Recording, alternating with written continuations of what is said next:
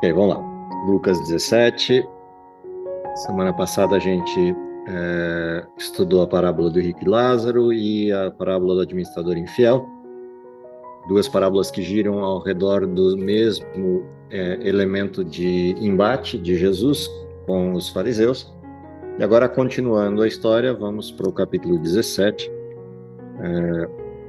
Isso muda um tequinho o nível temático. Quem quiser fazer as honras, por favor. Capítulo 17, verso 20 em diante.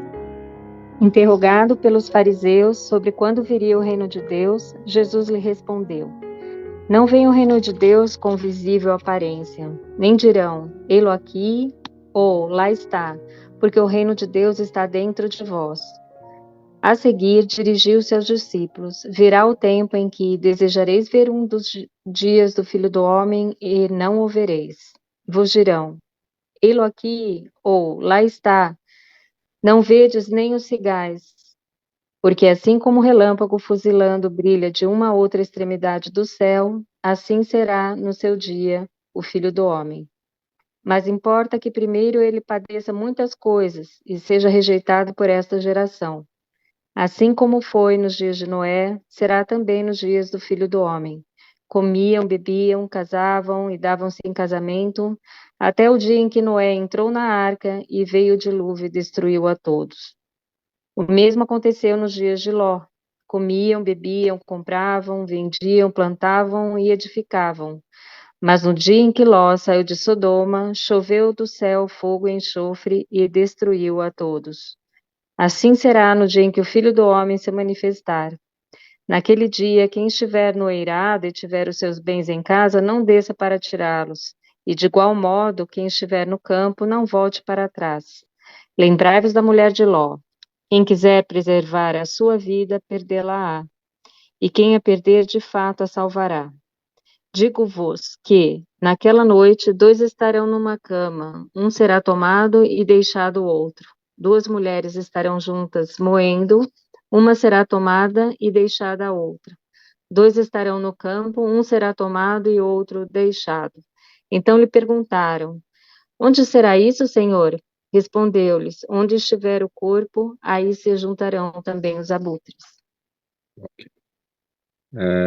Há algumas coisas nesse texto que eu vou abordar hoje, outras um pouco mais à frente, quando a gente voltar a Mateus 24, até porque alguns desses itens que estão listados nesse trecho estão no sermão de Jesus de Mateus 24 e 25.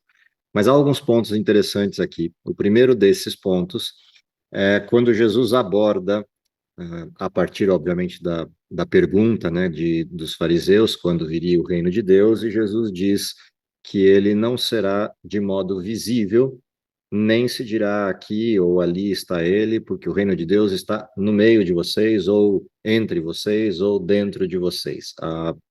Há diferentes abordagens de tradução desse texto em relação a esse pedaço em específico, mas o fato é que a parte importante desse texto é o fato de que o reino de Deus manifesto nessa pergunta e na forma como Jesus responde não é visível.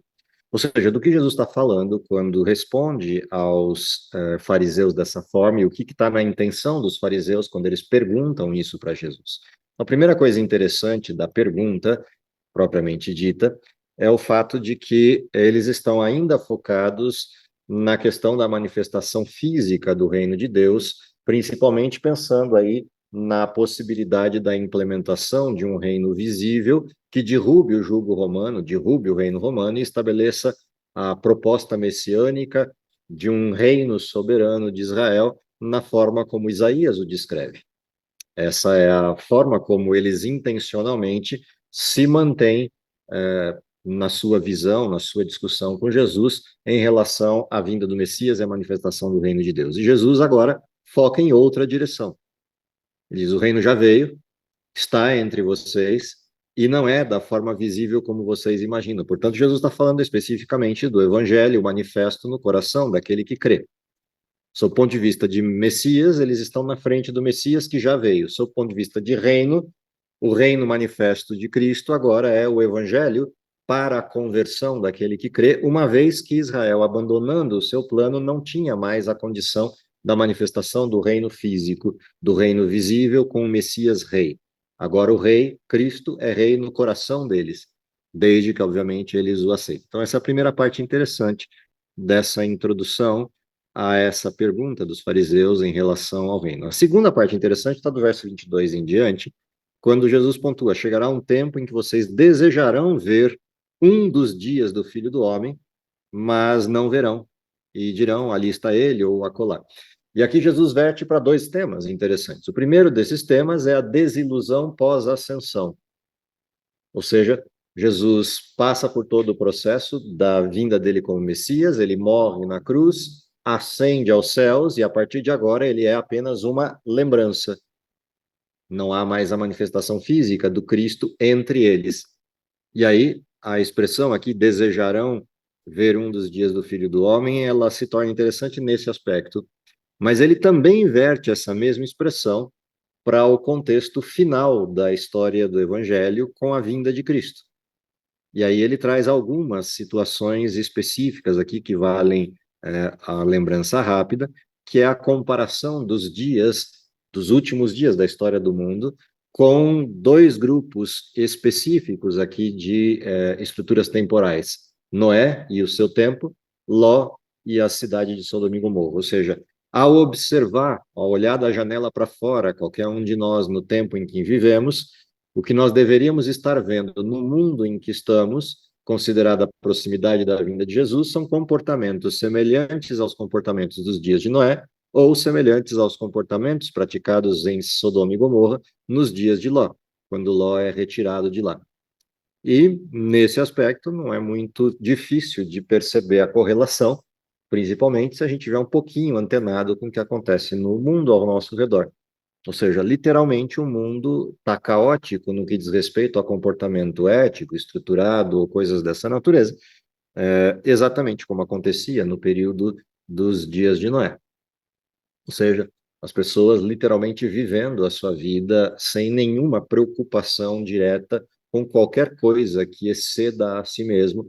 E o resultado do distanciamento de Deus é perda da integridade e todos os pecados na degeneração humana. De outra maneira, para a gente compreender isso, basta abrir o texto de 2 Timóteo, capítulo 3, se a minha memória não me trai, e lá tem a listinha destes comportamentos dos dias de Ló e dos dias de Noé. Vale a leitura, só para lembrança.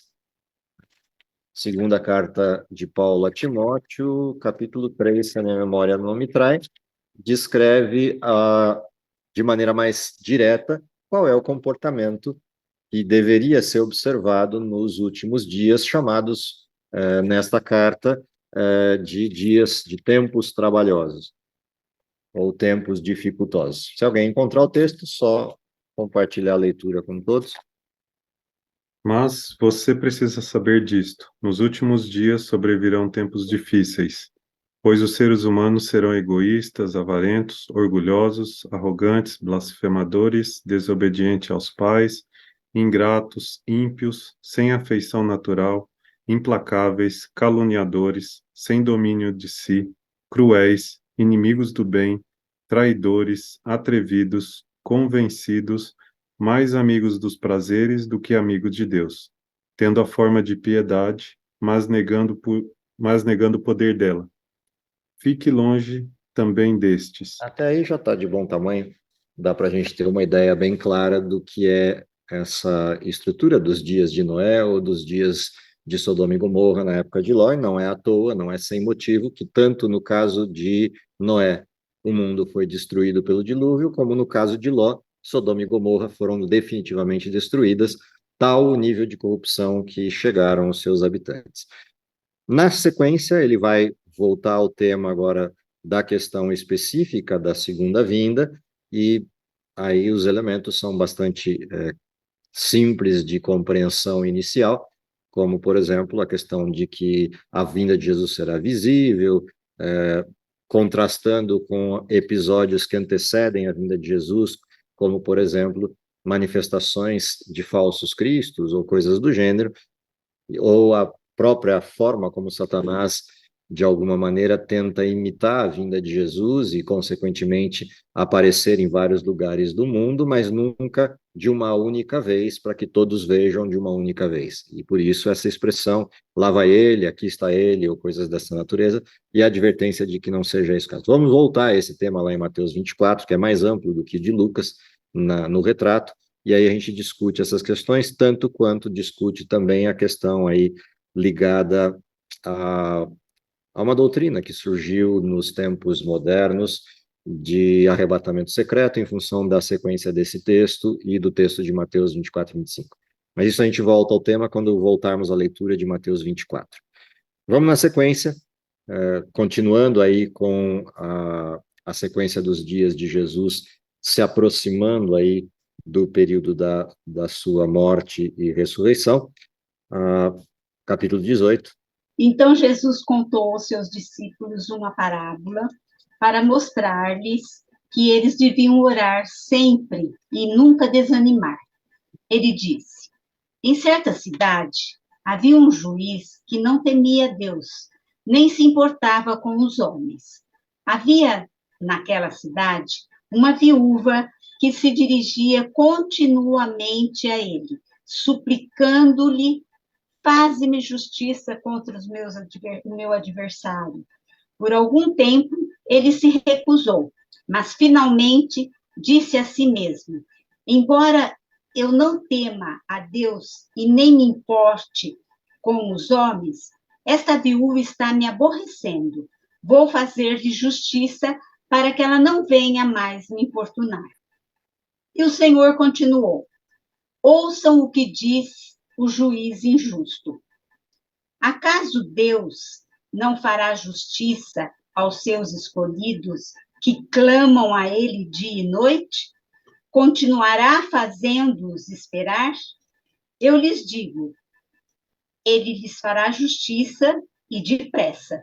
Contudo, quando o Filho do Homem vier, encontrará fé na terra? Vamos lá. Essa primeira parábola traz algumas coisas de reflexões importantes. A primeira dessas reflexões tem a ver diretamente com a questão da nossa ansiedade, do nosso desejo por algo, seja no sentido da justiça, que é a discussão específica da parábola, seja no sentido de qualquer coisa que necessitemos enquanto intervenção de Deus, no sentido mais próprio da palavra, no sentido direto, para alguma coisa, alguma necessidade ou alguma questão em específico. E aqui a ênfase da parábola é a necessidade de que instemos com Deus, de que insistamos com Deus naquilo que necessitamos ou naquilo que nos incomoda. Normalmente, quando esse tema vem à tona, duas coisas sempre surgem na discussão. Uma é: se Deus sabe tudo o que nós precisamos e sabe tudo o que é melhor para nós, por que eu preciso pedir, ou por que eu preciso instar, por que eu preciso insistir? Quer dizer que se eu insistir com Deus, ele vai fazer aquilo que eu estou insistindo, por uma questão semelhante à do juiz injusto, que de tanto a viúva incomodá-la, ele falou: é melhor eu atendê-la do que ela ficar me incomodando o resto da vida. Será que Deus age assim? Qual a intenção de Jesus com uma parábola dessa natureza, comparando um juiz injusto que literalmente chega no esgotamento da sua paciência e resolve atender para se livrar daquela viúva, e Deus, que no nosso contexto de descrição bíblica é amor e, portanto, não deveria agir dessa maneira, não deveria ter uma ação desta forma por insistência. Qual é a questão aqui? O que é o detalhe da parábola? O detalhe da parábola é a comparação entre o que um juiz injusto faz e o que um Deus justo fará de bom grado. Ou seja, se um juiz injusto de tanto alguém incomodar atende, o que a gente pode esperar de um juiz justo que não precisaria nem sequer que eu pedisse para poder fazer aquilo que eu preciso? Portanto, há um contraste aqui, né, entre dois tipos de comportamento e dois tipos de perspectiva a respeito de Deus. Há pessoas que olham para Deus na expectativa de que ele faça alguma coisa a partir da sua insistência. E há pessoas que olham para Deus com um desenho de tal distância que não precisaria pedir, ou de que não valia nem a pena pedir, porque ele tem tanta coisa para fazer que não está ocupado com as nossas pequenas coisas. Tanto num caso quanto no outro, essa parábola derruba essas teses, esses modelos comportamentais, em duas direções importantes. Na primeira, a de que nós podemos confiadamente esperar que Deus nos atenda naquilo que necessitamos, mas lembrando sempre de que ele o fará com justiça, porque diferente do juiz injusto, que apenas atua numa determinada direção pelo incômodo, Deus atuará sempre com justiça, não necessariamente da forma que nós estamos pedindo ou na forma como nós esperamos, mas ele fará aquilo que é importante e aquilo que é justo. Outra coisa importante é o fato de que, de maneira direta, o texto nos incentiva a instar com Deus, até que eu tenha uma resposta explícita dele: sim, não ou espere. Essa é uma questão primária da oração. E tanto essa parábola quanto uma história antiga de Abraão ilustram bem esse tipo de comportamento. Quando Abraão, na expectativa do que pudesse acontecer com Ló e sua família na cidade de Sodoma e Gomorra, insta com Deus, sem receio, várias e várias vezes, até que Deus chegue e fala: pode parar, eu já te expliquei várias vezes, se tiver alguém na cidade que mereça justiça e mereça ser salvo, fique tranquilo, eu não destruirei a cidade enquanto este não seja salvo, ou não destruirei a cidade por amor a esse.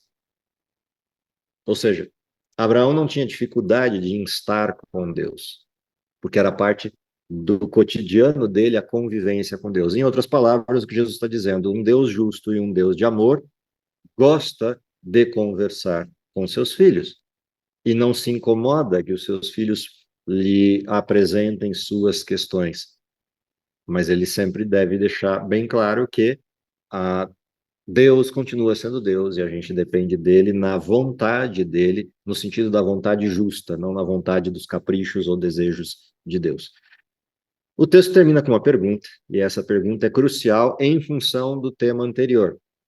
O tema anterior, que tratava da questão da vinda, essa pergunta aqui é crucial dentro desse contexto. Quando vier o Filho do Homem, achará fé na terra. Portanto, toda a ação de Deus ao longo da nossa história de vida tem como único e final objetivo a salvação de todos. E a grande pergunta é: estamos compreendendo isso? Estamos mantendo um relacionamento com Deus que faça evoluir isso, faça desenvolver isso, para que quando chegue ao fim do processo e Deus volte, ele encontre pessoas que desenvolveram fé? Ou estamos tratando das formas mais corriqueiras as nossas questões e, consequentemente, minando, perdendo a fé, a ponto de correr o risco de, quando Deus chegue, a fé não exista mais? Essa é a grande questão por trás dessa parábola, em termos de discussão e de reflexão espiritual. Na sequência, temos mais uma parábola de um fariseu e de um publicano. Lembra, a primeira parábola nos incentiva a instar com Deus, levar a ele as nossas necessidades, com a fé de que ele fará justiça. A segunda parábola mostra o risco da soberba no processo da comunhão com Deus. E essa parábola é interessante no contraste entre esses dois grupos específicos da cultura judaica, fariseus e publicanos. Versos 9 a 14, quem puder ajudar com a leitura, vamos lá. Jesus também contou essa parábola para alguns que confiavam em si mesmos, por se considerarem justos e desprezavam os outros. 2 homens foram ao templo para orar. Um era fariseu e o outro era publicano. O fariseu ficou em pé e orava para si mesmo, desta forma: ó Deus, graças te dou porque não sou como os demais homens, roubadores, injustos e adúlteros, nem ainda como esse publicano. Jejuo 2 vezes por semana e dou o dízimo de tudo que eu ganho. O publicano, estando em pé, longe, nem mesmo ousava levantar os olhos para o céu, mas batia no peito, dizendo: ó Deus, tem pena de mim, que sou pecador. Digo a vocês que esse desceu justificado para sua casa, e não aquele, porque todo o que se exalta será humilhado, mas o que se humilha será exaltado. Do que se trata essa parábola? Se a gente olhar o contexto da anterior, e a ligação dos temas. Então, uma coisa é estar com Deus naquilo que é o depósito da fé e confiança num Deus justo. A outra coisa é eu me achar justo e apresentar diante de Deus uma série de elementos que mostram que Deus é devedor meu, ou eu tenho créditos com Deus a resgatar, que é exatamente o contraste entre o publicano e o fariseu. O fariseu chega diante de Deus não para apresentar o seu coração pecador, necessitando de perdão, as suas necessidades pessoais e conversar com Deus a respeito dessas questões. Ele chega com Deus com uma listinha de quão bom ele é e quantas coisas boas ele faz para Deus, o que justifica Deus ter que retornar para ele em bênçãos. Enquanto o publicano chega para Deus apresentando um coração contrito e a pleno reconhecimento do seu pecado e a necessidade da misericórdia e perdão de Deus para que ele continue a sua jornada de desenvolvimento na fé. E Jesus pontua, esse voltou justificado para casa. E o outro? O outro, na realidade, buscou um tipo de recompensa que ele também já recebeu. Ele não estava preocupado com o que Deus podia fazer por ele, estava preocupado com o que os outros poderiam achar dele e como os outros se comportariam a partir do seu comportamento. E por isso ele faz uma lista de coisas perfeitas que ele pratica, perfeitas aos olhos dele, obviamente, e que todos os demais gostariam de fazer para acompanhá-lo, mas não necessariamente conseguem fazê-lo. O que significa dizer que, por não conseguirem, se veem como pecadores, como indignos, e se tornam mais indignos ainda pelo comportamento do fariseu. Se a gente lembrar, a parábola começou com um público-alvo, dizendo aqueles que confiam em si mesmos por se considerarem justos, mas não só isso, e desprezarem os demais. Ou seja, os fariseus não se limitavam a se achar justos, eles, além de se achar justos, ainda se comparavam com aqueles que eles classificaram como injustos, dizendo, nós somos melhores do que aqueles. E, portanto, Deus há de nos recompensar por isso. E aí vem, nesse contexto, a expressão final de Jesus nessa parábola, na explicação da parábola, digo-vos que esse de ser justificado, e não aquele, por quê? Porque todo que se exalta será humilhado, e todo que se humilha será exaltado. Se a gente lembrar do Sermão da Montanha, a primeira das bem-aventuranças é exatamente isso.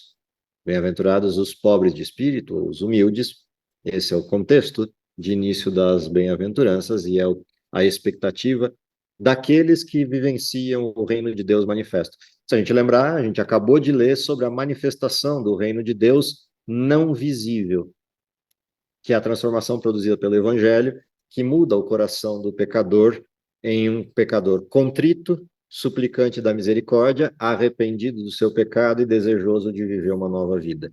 É exatamente essa transição que o Evangelho produz no coração daquele que ouve a palavra e crê na palavra do Messias, na palavra de Cristo, nesse contexto em que essas histórias estão sendo levantadas ou relembradas para a gente. Na sequência, a gente tem aí algumas questões que já lemos, já estudamos em Mateus e Marcos, vamos pulá-las e vamos direto para o capítulo 19, continuando aí essa questão dos publicanos e dos fariseus, e nesse caso, numa historinha bastante interessante, do capítulo 19. Entrando em Jericó, atravessava Jesus a cidade. Eis que um homem, chamado Zaqueu, maioral dos publicanos e rico, procurava ver quem era Jesus, mas não podia por causa da multidão, por ser ele de pequena estatura. Então, correndo adiante, subiu a um sicômoro, a fim de vê-lo, porque por ali havia de passar. Quando Jesus chegou àquele lugar, olhando para cima, disse-lhe, Zaqueu, desce depressa, pois me convém ficar hoje em tua casa. Ele desceu a toda pressa e o recebeu com alegria. Todos os que viram isso murmuravam, dizendo que ele se hospedara com um homem pecador. Entre mentes, Zaqueu se levantou e disse ao Senhor, Senhor, resolvo dar aos pobres a metade dos meus bens, e se em alguma coisa tenho defraudado alguém, restituo 4 vezes mais. Então Jesus lhe disse, hoje houve salvação nesta casa, pois que também este é filho de Abraão, porque o Filho do Homem veio buscar e salvar o perdido. Okay. De trás para frente, na parábola, tem uma coisa fantástica aqui, que é como Jesus conclui a percepção a respeito do que acontece com Zaqueu. Ele conclui dizendo, além do fato de que veio salvação hoje nessa casa, ele conclui pontuando: este é filho de Abraão. E é muito interessante Jesus dizer isso, pensando que a gente está observando um publicano. E no contexto do que a gente está olhando, das parábolas anteriores e das discussões anteriores, isso é muito interessante de se observar. Ou seja, saímos do contexto metafórico das parábolas, simbólico das parábolas, e encontramos no mundo real a reprodução do que a gente estava lendo.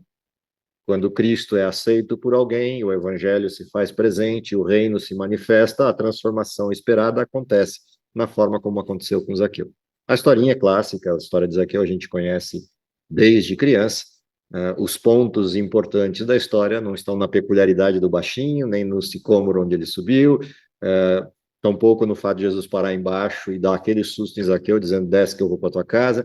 Essas são as partes interessantes das historinhas infantis, que mostram também o comportamento de Jesus de salvar Zaqueu, mas o ponto central é o fato de que Jesus entra na casa de Zaqueu e não há nenhum pedido feito. Se a gente se lembrar, quando o jovem rico vem a Jesus, chamando Jesus de bom mestre, exaltando Jesus, se apresentando como justo, guardo os mandamentos desde a minha meninice. E aí Jesus: então o que você está querendo? Você quer ser perfeito, é isso?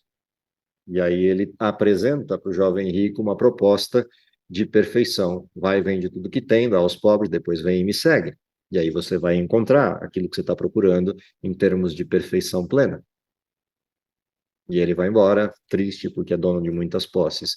Zaqueu também era dono de muitas posses, mas não há nenhum pedido de Jesus feito para Zaqueu.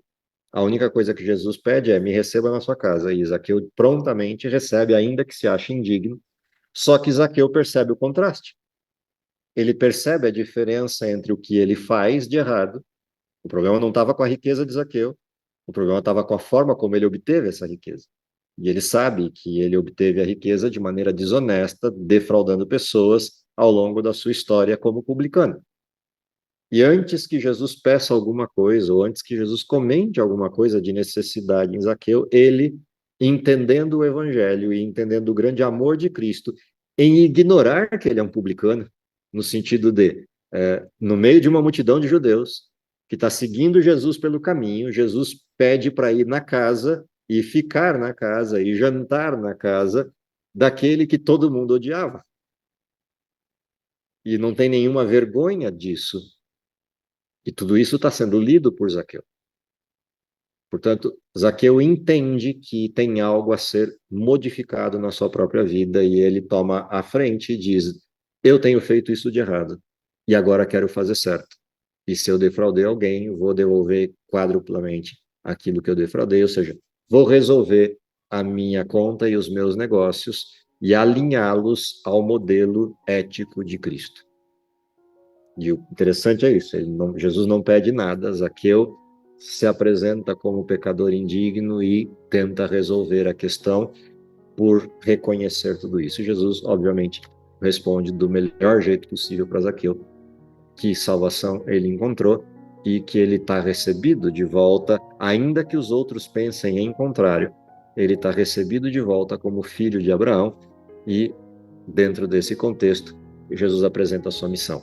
Ele veio buscar, veio salvar aquele que se havia perdido. Então, isso fecha definitivamente aí a história de Zaqueu de maneira maravilhosa com respeito aos antecedentes que a gente está lendo aí do capítulo 18 e 17. Ainda vamos para mais um pouquinho à frente. A parábola das 10 minas que aparece aqui é uma variação de outra que a gente já estudou lá para trás, portanto não precisamos olhar para ela. Nesse momento, vamos a partir de agora para a última parte nossa do estudo dos evangelhos, antes de voltar ao fim da história, que é Mateus 24 em diante, e depois a crucifixão de Jesus, que é alguma coisa relativa ao que João escreve e que outros evangelistas não retratam. Então vamos dar um passeio aí em alguns capítulos de João para finalizar a parte instrucional dos evangelhos, até porque João tem algumas peculiaridades importantes dentre elas a defesa constante da divindade de Jesus, e isso é importante a gente observar com certa calma, com certa tranquilidade. Penso eu que nós não fizemos textos de João ainda, né? Só fizemos os de Lucas, que faltavam em Mateus, então falta aí um pedacinho dos textos de João. Dentro desse contexto, anota aí onde paramos, vamos começar a partir de João capítulo 2 e eventualmente alguns saltos aí no meio, pegando as histórias principais do retrato de João. Por hoje acho que está de bom tamanho. Querido Pai que está nos céus, te agradecemos em primeiro lugar pelo dom da vida, te agradecemos pela esperança maravilhosa da vinda de Cristo, pela oportunidade que temos de viver o último tempo da história, ainda que com todas as dificuldades e modelos comportamentais que estudamos nessa noite, mas te pedimos que o Espírito haja em nós para que não possamos manifestar esse tipo de comportamento, antes manifestar aquilo que é a expectativa de Cristo, que é o desenvolvimento da nossa fé, comunhão e a expectativa da sua vida. Perdoa os nossos pecados, prepara-nos para o teu reino, é o que lhe pedimos por Jesus. Amém.